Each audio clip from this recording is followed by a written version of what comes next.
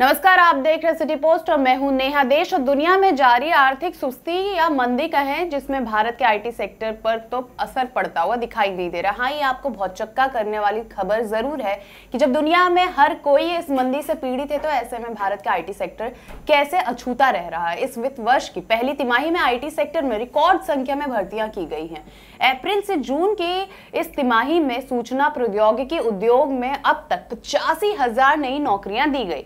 पिछले 6 साल में आईटी इंडस्ट्री द्वारा किसी एक तिमाही में दी गई सबसे ज्यादा नौकरियां यही है।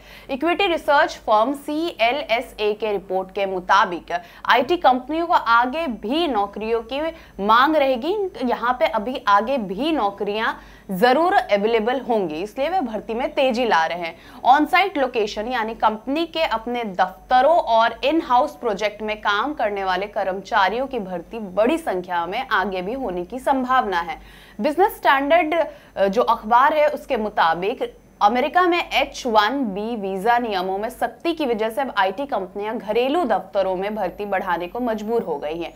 CLSA के अनुसार आईटी कंपनियों ने इसके पहले साल 2012-13 की पहली तिमाही में करीब 50,000 लोगों की भर्ती की थी, लेकिन 2013-14 की चौथी तिमाही तक यह संख्या घट के 38,000 रह गई। इसके बाद फिर 2015-16 की पहली तिमाही में यह संख्या 70,000 तक पहुंच गई थी, लेकिन इसके बाद साल 2017-18 की मार्च यानी अंतिम तिमाही में यह संख्या काफी घट के बस 10,000 रह गई थी। इसके बाद भर्तियों में लगातार बढ़त होते ही दिखाई दी है। ज्यादातर भर्तियां घरेलू आईटी कंपनियों ने मांग में बढ़त की उम्मीद में की है। अब ज्यादातर भर्तियां ऑन साइट की जा रही है, लेकिन ज्यादातर कंपनियां ऑफ साइट भर्ती पहले ही कंपनी अपने बजट के अनुसार कर चुकी रहती हैं।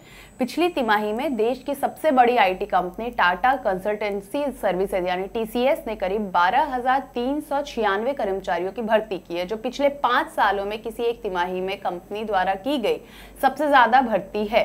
कंपनी के मुताबिक उसने 30,000 फ्रेशर्स को ज्वाइनिंग लेटर दिया है, जिसमें से 40% ने इस वित्त वर्ष की पहली तिमाही में ही ज्वाइन किया था।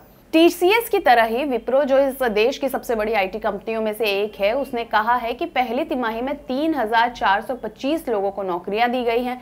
कंपनी के कर्मचारियों की कुल संख्या बढ़ के 1,74,850 तक पहुंच गई है। इस दौरान नोएडा स्थित कंपनी HCL टेक्नोलॉजी ने 5,935 लोगों को नौकरी दी। इन्फोसिस ने इस दौरान करीब 8,000 लोगों को नौकरियां दी है। हालांकि कंपनी से बड़ी संख्या में कर्मचारियों के निकलने की वजह से शुद्ध भर्ती संख्या महज 908 रह गई थी।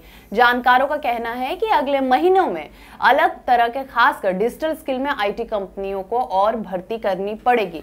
तो अगर आपको नौकरी की जरूरत है और आपको लगता है कि कोई एक ऐसा क्षेत्र है जहां आप नौकरी कर सकते हैं और अपना करियर को सेफ बना सकते हैं, तो मेरा यही सुझाव रहेगा, आईटी कंपनी को आप चुने। डिजिटली थोड़ा सा स्किल हो, डिजिटल मीडिया को जाने। डिजिटल मीडिया जैसे SEO या फिर सर्च इंजन ऑप्टिमाइजेशन जिसे हम कहते हैं, सोशल मीडिया हैंडलिंग कहते हैं, तो इस तरह की तमाम चीज़ों से अगर आप सीखते हैं, आप स्किल हैंड होते हैं, तो ये कहना कि मंदी के टाइम में आपकी नौकरी जा रही है, कहीं ना कहीं आप इसको झुटला देंगे और आप भी एक सुखद नौकरी पाएंगे और बहुत बढ़िया जीवन व्यतीत करेंगे। लगातार ऐसी खबरों के लिए जिसमें रोचक भी है, इंफॉर्मेशन भी है और आपके लिए सब कुछ है ऐसी खबरों में, इसको तो आपको ज़रूर सुनना चाहिए। साथ में अपने दोस्तों को सुनाना चाहिए जिनको नौकरी की ज़रूरत है, उनको आप ज़रूर ये बातें बताएं। लेकिन इसके लिए करना क्या होगा? सिटी पोस्ट के साथ बने रहना होगा, हमें सब्सक्राइब करना होगा, हमारी खबरों को लाइक करना होगा और शेयर जितना करवा सकते हैं आप। नमस्कार। क्या आप जानते हैं कि घर बैठे आप अपनी स्वास्थ्य समस्याओं का सॉल्यूशन पा सकते हैं सॉफ्ट केयर मोबाइल ऐप के द्वारा? अधिक जानकारी के लिए आप संपर्क कर सकते हैं। हमारे फोन नंबर्स हैं 9472981111, 9472982222। Soft care app, solution at your finger tips.